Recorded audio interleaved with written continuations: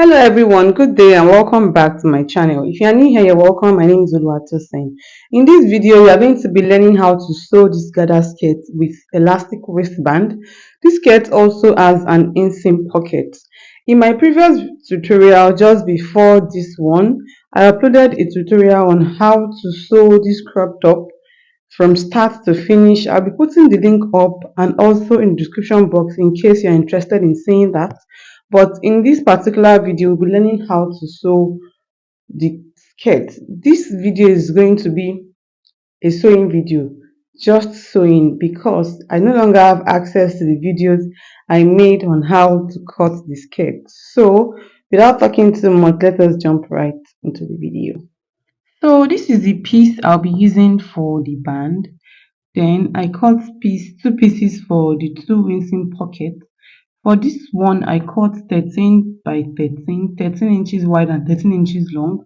And for this band, I cut 7 inches wide, and the length is the waist times 1.5 was what I cut for the length. I made it excess because since elastic is passing inside, it has to be excess. Now, the first thing I did was fix my inseam pocket.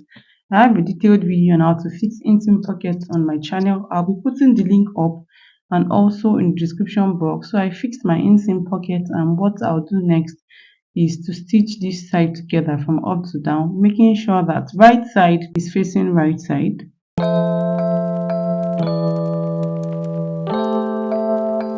The next thing after this is to gather this piece. The person's waist is 37. I gathered this into 40. I added just 3 inches allowance. So I gathered it into 40 and the actual waist is 37. I used my gather foot to achieve this.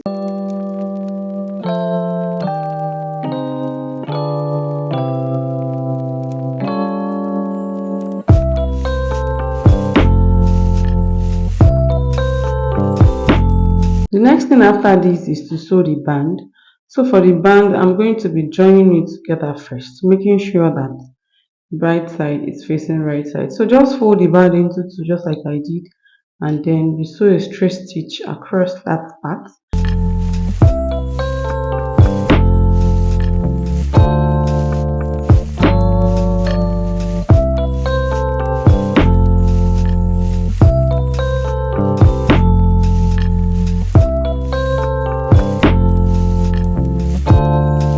I later realized that my band was too wide, wider than what I would want it to be. So I reduced it from 7 to 5. So this is 5 inches wide now, so that when I'm done folding into two, I'll have something like 2 or 2 1/4 on fold of two.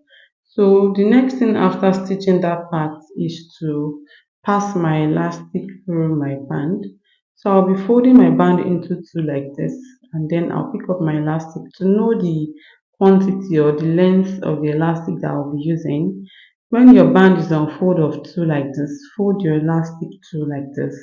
The elastic can either be the same length with the band when it's on fold, or it can be like 2 at most 3 inches longer than the length of the band when it's on fold.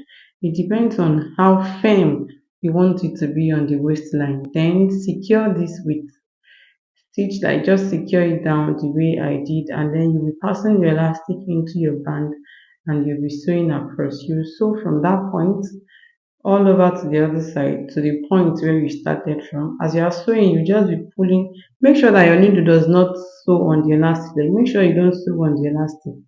Just be pulling the elastic. And when I was done passing the elastic into the band, this is what it's looking like. The next thing after this is to pass my band into the gather that I've made. So to achieve this, I'm going to be putting a notch at where the joining is on this band is the back, center back. So opposite of it will be the center front.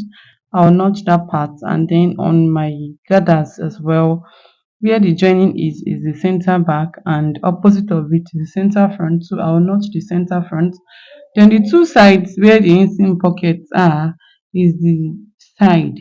So I need to notch the side of this band too as well. So I'm just going to stretch the band, stretch it to the maximum, Don't notch it when it is folded or pleated. Stretch it and then you put a notch on one side. Then you put the front and back together and stretch it again so that you can perfectly get where the notch is going to be on the other side. So stretch the band just like I'm doing and then you notch. You can now pin this band on the gathers where the joining is on the gathers and when the joining is on the band, you pin it together. Then center front on the gathers, center front on the band, you pin it together. Then where your inseam pocket is the side for the gathers part. Then you're going to pin it to the part to the side where you've notched on the band. So you pin this on both sides. You can now start sewing. Then you pin it down like this. It makes it easy for you to sew. You just take this to the machine and start sewing. It's just that when you want to sew, please make sure that the elastic is up. Don't let the elastic be down and gathers up. Let the elastic be up and the gathers will be down before you sew so that you can stretch the elastic to the maximum, because you have to stretch it when you are sewing. Don't just sew it like that when it's pleated or squeezed or folded. Yeah, it has to be stretched before you can get it perfectly. So the elastic will be up, that means the band will be up and you'll be stretching it to the maximum before you sew. So after attaching the band to the gathers, the next thing to do is just to fold it down of your skirt. So depending on the allowance you've added to the length when you were cutting it out, in my case I added just 1 inch, so I proceeded to folding it inward with 1 inch. And when you're done doing this, give your skirt a very good press, and that is it for the sewing of this skirt. I hope this video has been helpful or interesting to someone. If it has been, don't forget to give this video a thumbs up.